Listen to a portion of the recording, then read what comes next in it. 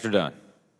Thank you very much, Mr. Chairman. I think it's become clear that strategic competition with China is one of the defining issues of the 118th Congress. Reducing U.S. reliance on China is a shared policy goal across party lines, across the spectrum, and also for many American companies.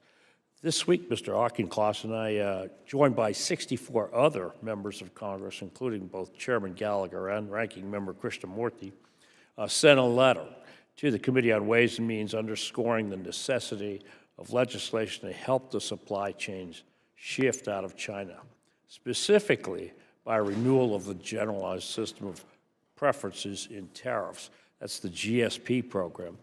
Mr. Chairman, I'd like to thank you and the Ranking Member for your support of this letter, and I ask that it be submitted into the record for. Thank you. The GSP is one of America's oldest and largest trade agreements. It's been consistently renewed by both from a Democrat and Republican administrations since 1974, 49 years of clean bipartisan renewals. GSP boosts the economic development by removing tariffs on non-sensitive goods from 119 different developing nations, and China is not one of the qualified countries. The GSP expired in December of 2020, and the last time it was renewed, it passed the House by a vote of 400-2. I am confident that GSP renewal legislation will again be delivered under this leadership of Ways and Means. Without it, billions of dollars in additional costs from current tariffs will burden American companies and our allies. Right now, American companies are forced to choose between hiking prices or absorbing the profit losses or finding a cheaper place to manufacture, like China.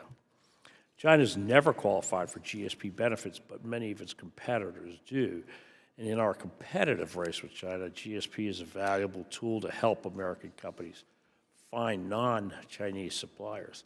The GSP results in tariff savings averaging across the board 5% on all products, frequently rises to 20%, and nearly all of the GSP-eligible products are also subject to 301 tariffs when imported from China. So if we can do renewal on GSP, we can provide tariff advantages as high as 45% to key products compared to doing these imports from China.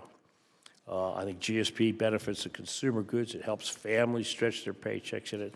Renewal would also demonstrate the United States trade leadership to the world, our allies around the world. We want to unleash that potential. Renewing this program will keep the businesses open at home and abroad, and instead of moving to China. Mr. Chairman, to reiterate some of these points, I've also asked to enter into the record an article, Manufacturers Move Back to China as a Result of U.S. Trade Deal Delay. Thank you. Mr. Kazi, your company operates the largest private data collection network ever developed to track Chinese marketplace. Are you tracking companies that are moving their operations into China now?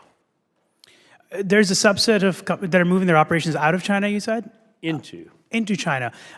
There's a subset within the sample that is, private companies, and that should include companies that have moved in. That's a very, very niche thing, so it's not something we're specifically looking on the lookout for. So we're catching this on the front end, I hope.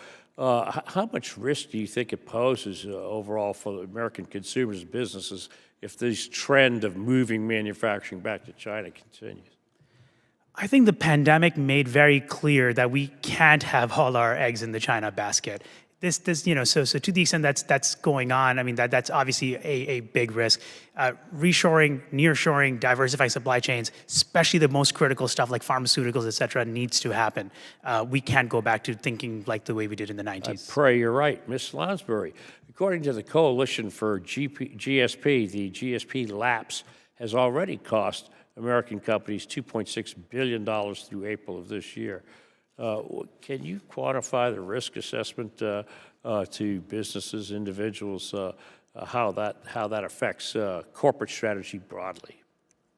I do not have the latest ability to quantify that here, but could absolutely follow up with you after the session. You would agree that GSP renewal would be a good thing? Would be a what? renewing GSP would be a good thing?